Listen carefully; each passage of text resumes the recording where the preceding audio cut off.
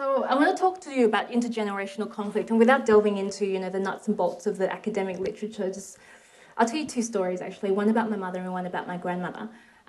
When I was young, I got involved in a lot of public speaking events because I love public speaking. I was horrible at it. But the first time I remember I got up to do a speech, I got stage fright. And so I absolutely froze, and I never had that out-of-body sort of experience before. So I went home, my mum opened the door, I burst into tears, and I said, "This is a disaster." And then my mum said, she sat me down, and she's a really patient, really kind, gentle woman, my mother. She's actually in the audience today somewhere. Everyone's turning around to look for her. She's terrified, don't do that. So she sat me down, and she said, "Give me your hand." So I gave her my hand. And she said, "You notice on your hand there, every finger is a different length. Some are longer, some are shorter. They're not all the same length. Well, in life, that's the same. Some people are winners and some people are losers. And you lost." Thanks, Mum. I feel better now. That's as reassuring as your Vietnamese mother will ever get. Or, it's hard because you go to school and you see your Australian friends and they look for love in Western. Their parents are so gentle, and there's a thing called encouragement and emotional support. And you go home to your parents and you expect that, you look for that, and it's not there. My sort of Asian mums, they don't believe in the whole "I love you" thing because it's not practical. And so they'll cook you a really big meal to say that "I love you." Then they'll get really vindictive if you don't eat everything.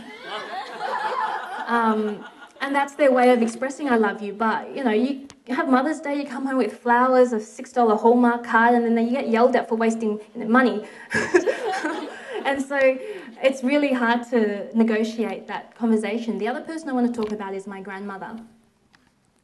Now, my grandmother is a very feisty, very switched-on old lady, and my favourite thing to do in primary school was listen to stories that my teachers tell. So, story time, once upon a time. And there was this one particular story which stuck in my head. It was about a girl and her grandmother, and it was talking about grandmother's hugs. Hugs from grandmother, like honey.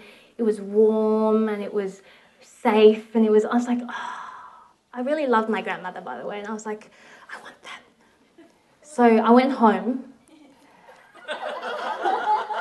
and my grandmother was in the kitchen, and she was cooking, whatever she was cooking in the wok, and I was at the doorway hovering, and I was just sort of looking for a way in, and it was like, okay, so I sort of sauntered across the room, and then I just held my breath and then threw my arms around her, and then I just remember that moment where she just sort of froze, and then she's sort of like,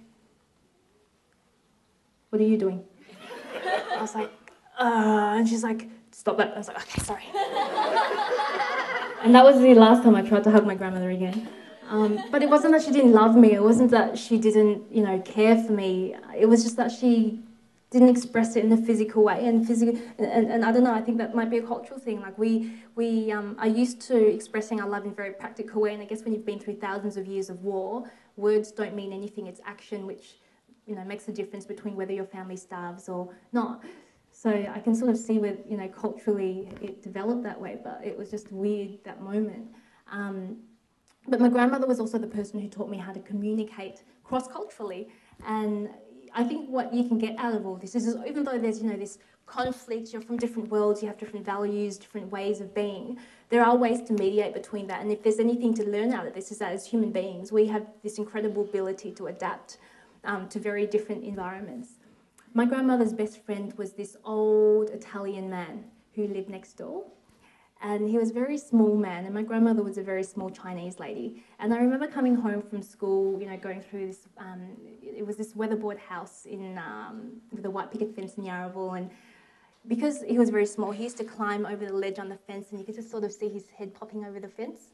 And neither of them could speak a word of English. And he just spoke, and he spoke in rapid Italian. He'd be like, "Oh," in Italian, and then she'd be like, "Oh," in Chinese, and then they swapped vegetables. And you find a way to communicate. And I grew up with this multicultural food. My grandmother cooked what she called Italian noodles, which is spaghetti. And I'm sure next door they were eating Chinese spaghetti. So, you find ways to culturally mediate that.